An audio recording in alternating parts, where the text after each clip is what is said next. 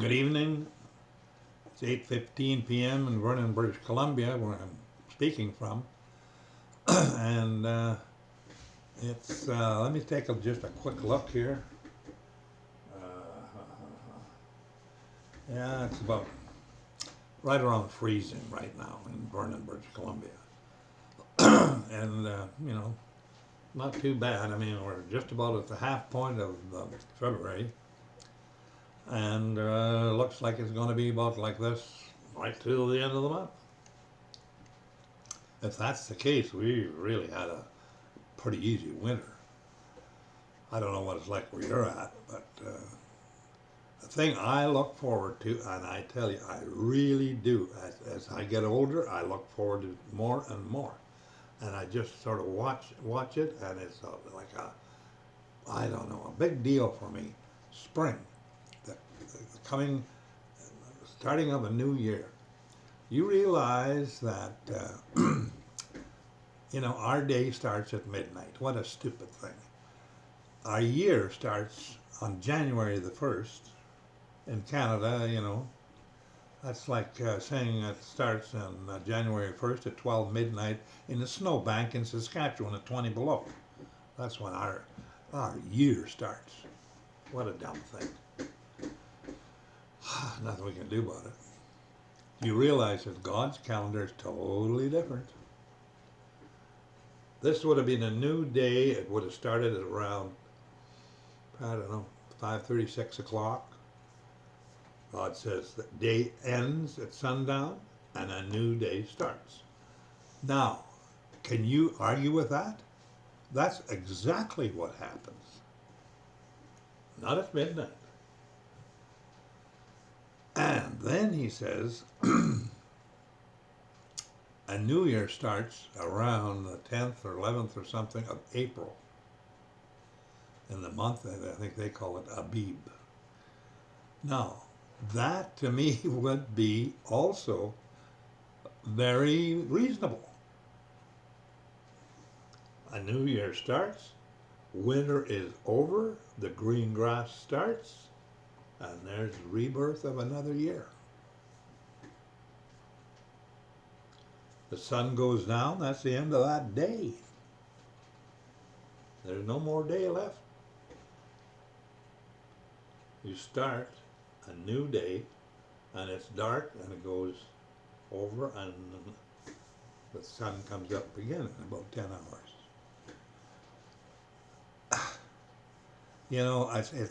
It makes me really wonder that the human race thinks it can make laws. It really does. I watch the Congress in the United States going at it and yakety yak talking on this and that. The one side just ragging against the other side. Democrats have got one guy that just keeps on, and the other side drag right back, and the next day they do it again. Now, what kind of good does that do? They think that if they do that, people think they're doing a good job and will re-elect them. The mistake they're making is that they allow them to be there too long. Every time they make a law, very few times have they made laws that are a good law. It might be good for one group or something, but not for everybody. It's not a level law. And then they sort of water it down and change it over years.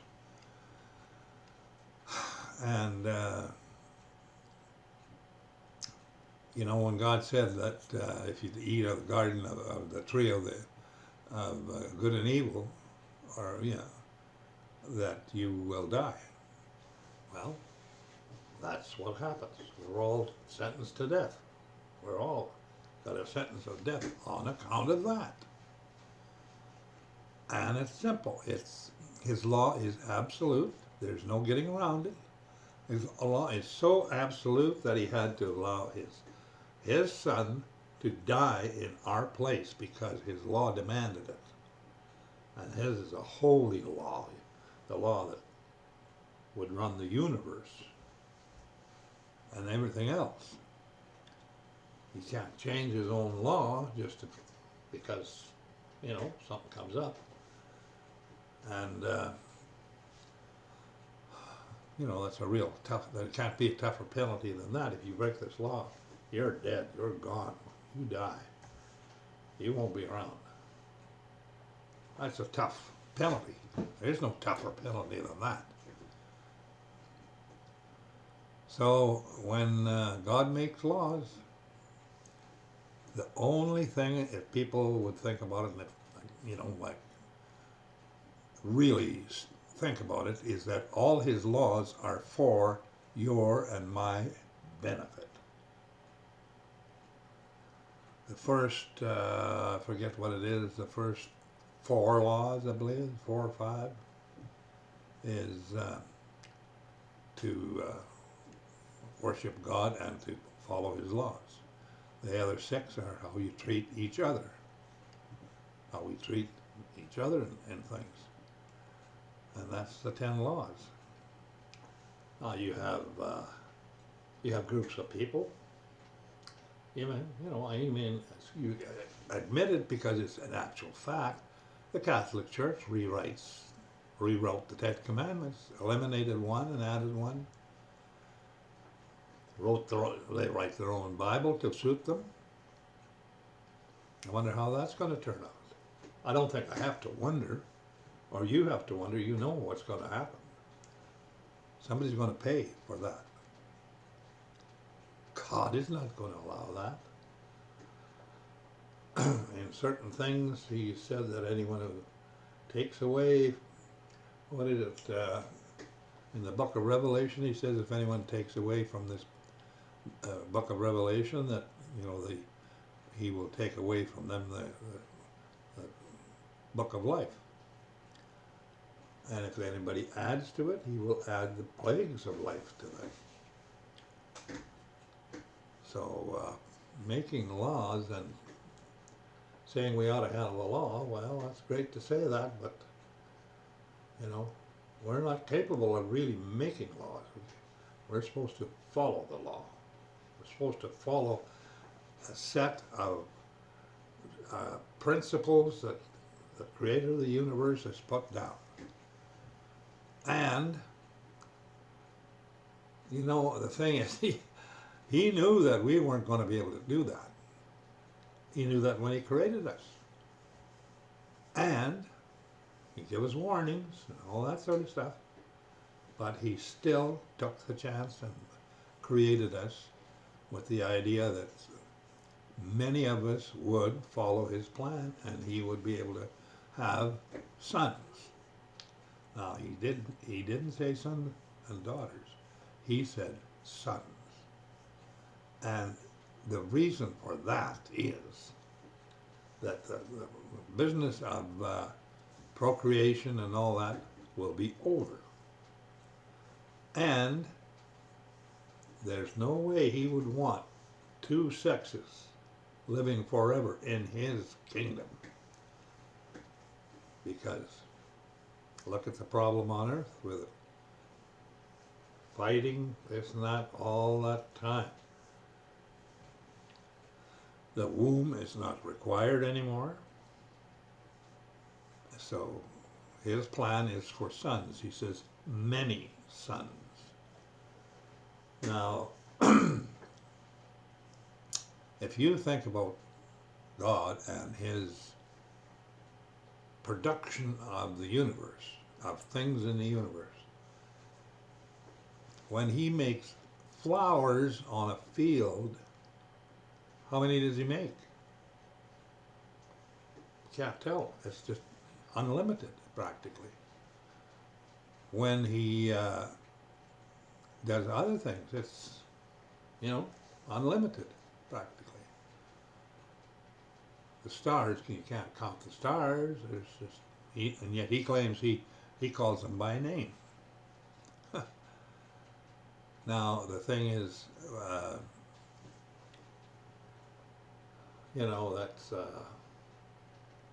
that's quite a thing. The idea that, he would do this to have sons. He wanted sons, and Adam was his first son, so he called him the Son of God. And the so that means we're in the form of Adam. Adam wasn't just created. He was formed and set.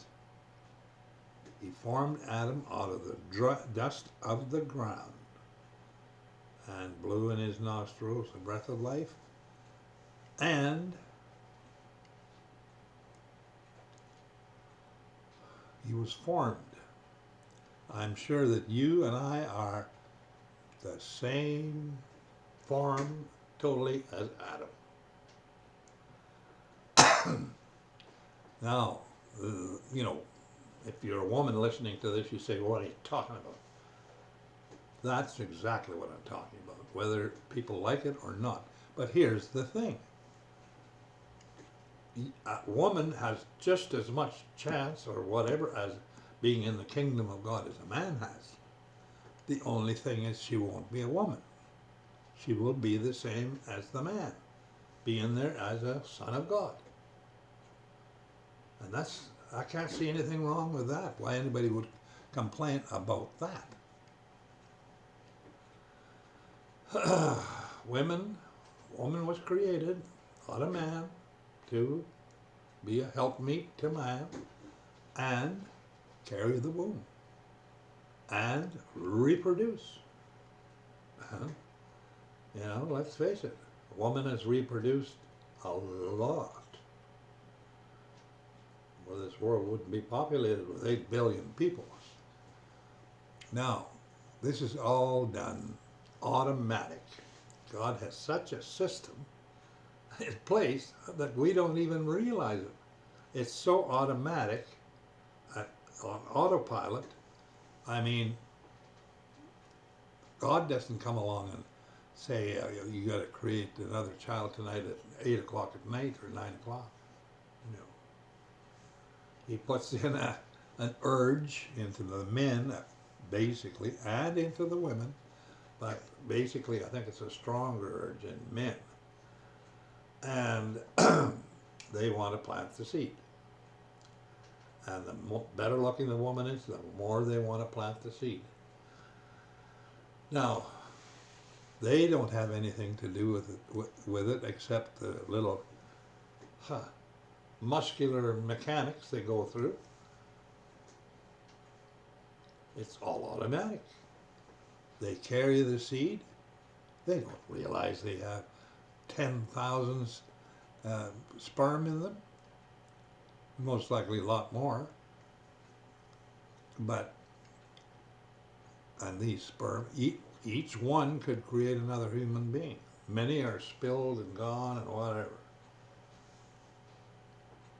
Many go in at a time. I would imagine there's a whole bunch of sperm that goes in one ejaculation. And only one gets into the egg. It has to hit it just right to make it, bury its head in there and leave the information it carries for the next human being. Because the egg is the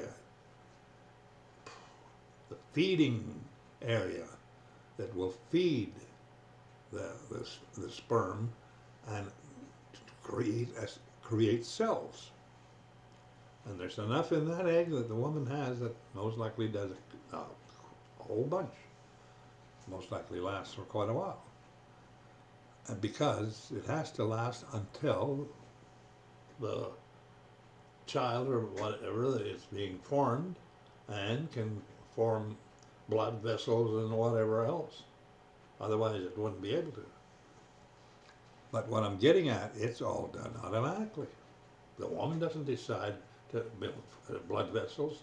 She doesn't decide how he's going to be fed or whatever else. The man doesn't do anything except plant the seed. He's never seen the seed. He doesn't know what it is, but he has it. Now, you talk about an automatic system to create all kinds of humans that God loves. You know, the thing is, there is something in the humans that God puts in at the moment of conception, and that is the human spirit. He receives that's the automatic thing that happens.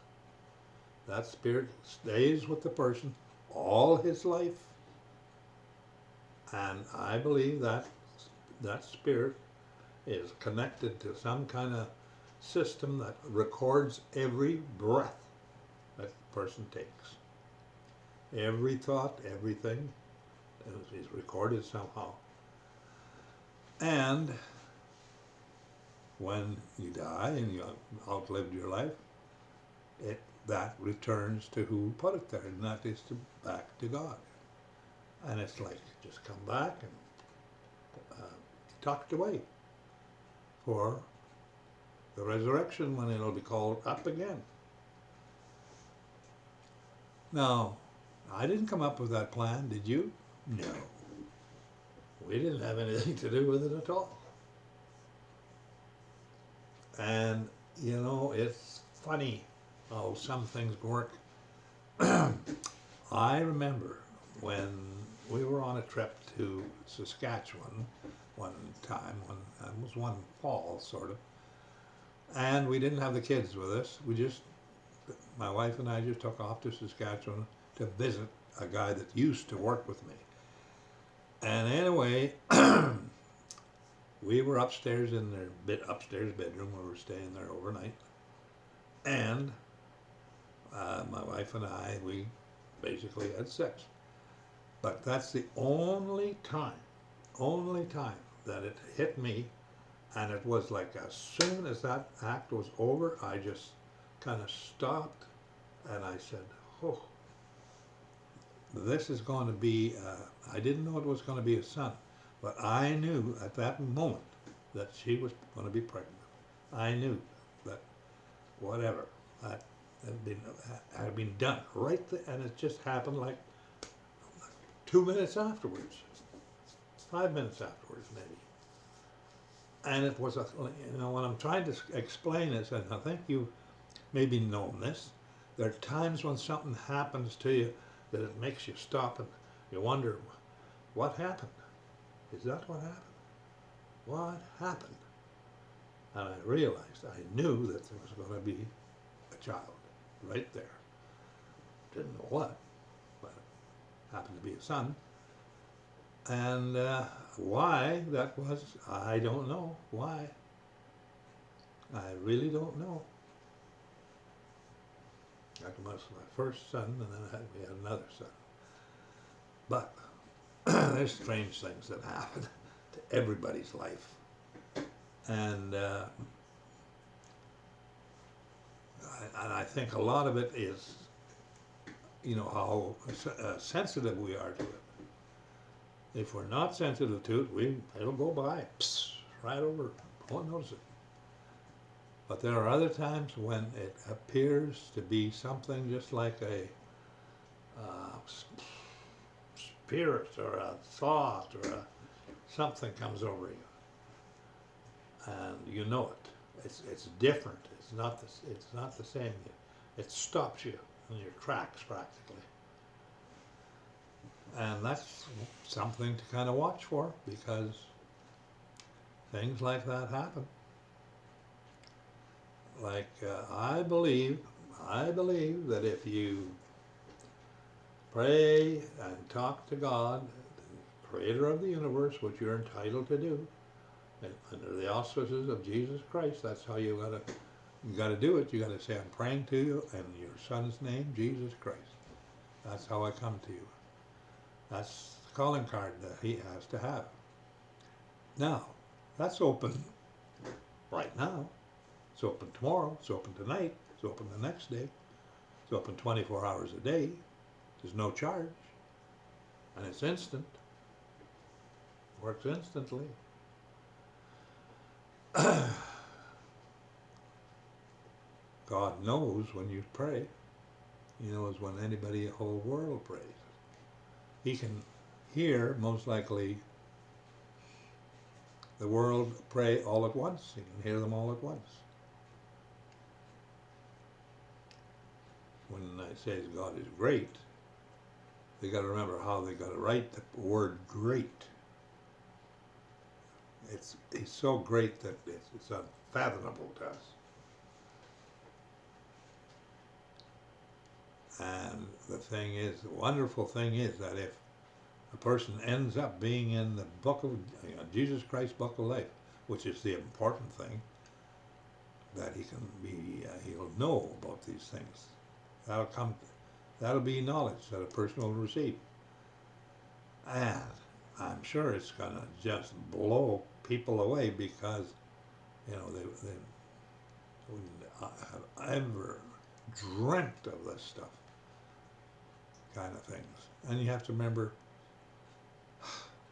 something that's going to keep you going for eternity, that means forever.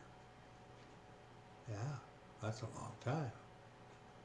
But imagine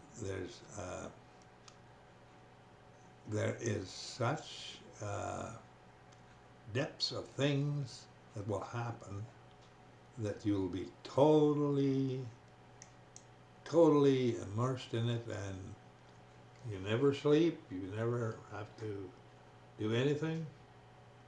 You have life in you, total. You don't have to eat, you don't have to sleep, you don't sleep, because there's no night, and you don't sleep anyway. You're awake and wondering, you're on, just like on duty 24 hours a day. And then, I say 24 hours a day. There's no day there. There is no day. It's just time. But there is no time anymore. It's God's time, which is now, forever. There's no midnight and morning and afternoon. None of that. When you contemplate, when you do start to think about stuff like this and you contemplate it, it blows your mind away, I'll tell you. It makes you think that, a person really should be doing better, trying to be doing the things that God requires. Well, anyway, we've gone over a few minutes here. That's good enough. And I hope that the world's news is not getting you down. Don't let it get you down. Doesn't matter. It's planned. It's going to happen. Every single thing that happens is all planned. I'm convinced of that. Totally planned. Every single thing. And it'll progress along. Some of it we'll hate and some of it we'll be glad to see. But there will be a lot of things we won't like to see. We may have to suffer for it too. But anyway, I don't think it's going to be too dull. No. I think it's a pretty exciting time coming up, regardless of what happens. It's the result, the end comes, of what your hope is and what you can believe your hope is. And you can believe it because God is the truth and Jesus Christ is the truth. He said, I am the truth, the way, and the life. Only come to the Father through me. Yeah. Well, I don't think it hurts to mention that every so often. Because, we're like sheep. We go astray pretty easy. And hard to keep us on track, that's for sure. Anyway, that's very good for today. And I appreciate if you stayed this long. You're a good guy if you did that, and a good girl if you did that. And I would thank you very much for that. And I would also like to say God bless you. And I hope he does. Thank you very much and good night.